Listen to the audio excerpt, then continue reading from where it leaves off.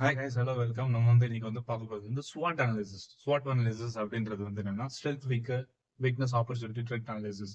இது என்னன்னா MBAல அந்த மாதிரியான மேலாண்மை படிப்புகள்ல இருந்து இந்த SWOT அனாலிசிஸ்ன்றது ரொம்ப முக்கியமான ஒரு பாடமா இருக்கு.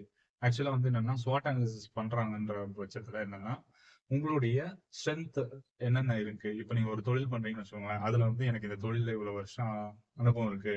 என்னால இந்த தொழிலோட எல்லா ரகசியங்களும் தெரியும். அதுல இருக்கிற கீ ஃபேக்டர்ஸ் எல்லாமே எனக்கு அத்துப்படி அப்படின்றது ஸ்ட்ரென்த். வீக்னஸ் என்னன்னா என்னால கன்சிஸ்டன்ஸா கிளைண்ட்ஸை பெற முடியல. என்னால என்னன்னா கன்சிஸ்டன்ஸா என்னுடைய தொழில பார்க்க முடியல. ஏதோ ஒரு டிஸ்டர்பன்சஸ் இருக்கு. இதெல்லாம் வீக்னஸஸ்ல டிஸ்கஸ் பண்ணோம். ஆப்பர்ச்சுனிட்டிஸ் இந்த தொழில இந்த வருஷத்துக்கு 2 கோடி பிசினஸ் நடக்குது அப்படின்னா அடுத்த வருஷத்துக்கு அதை நான் 5 கோடியை எடுத்துட்டு போறதுக்கான வாய்ப்புகள் இருக்கு. இன்னும் கொஞ்சம் நான் இன்வெஸ்ட் பண்ணலாம். அம்பானியா கடன் வாங்கி இன்வெஸ்ட் பண்றாரு. எதுக்காகனா அதுல இருக்கிற ஆப்பர்ச்சுனிட்டியை பார்த்து அவர் அந்த ஆப்பர்ச்சுனிட்டி இது பண்றாரு. த்ரெட், நான் இதை ஒழுங்கா கன்சிஸ்டன்டா பண்ணலன்னா இது சரிவடைறதுக்கு வாய்ப்பு இருக்கு. இந்த பிசினஸ்ல நம்ம கரெக்டா ஆப்பர்ச்சுனிட்டி கரெக்டா கிராப் பண்ணல, கிளைண்ட்ஸ் பக்காவா வரல, ஏதோ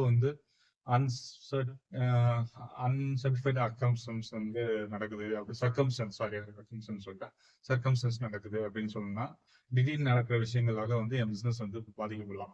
இந்த ஸ்வாட் அனாலிசிஸ் நீங்க ஒரு ஸ்டூடெண்டா இருந்தாலும் சரி, ஒரு காலேஜ் ப்ரொஃபஷனலா இருந்தாலும் சரி, ஒரு ஒர்க்கிங் ப்ரொஃபஷனலா இருந்தாலும் சரி, ஸ்வாட் அனாலிசிஸ் பண்ணுங்க. ஸ்வாட் அனாலிசிஸ் பண்ணி உங்களோட ஸ்ட்ரென்த், வீக், ஆப்பர்ச்சுனிட்டி எடுத்து அதை அனலைஸ் பண்ணி தான் நீங்க உங்களுடைய ஆப்ரேஷன்ஸ் ஸ்ட்ரீம்லைன் பண்ண முடியும்.